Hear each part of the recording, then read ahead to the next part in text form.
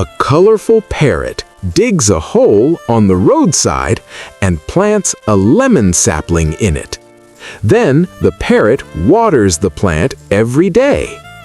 After a few days, the lemon plant grows big and turns into a tree, and many lemons grow on it.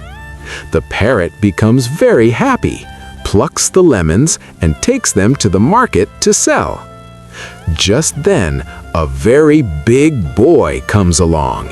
In anger, he breaks the lemon tree and throws it to the ground.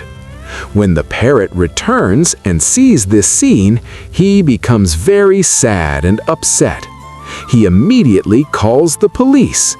The police arrive and take the boy away. But the parrot still starts crying because until now, no one has liked or subscribed.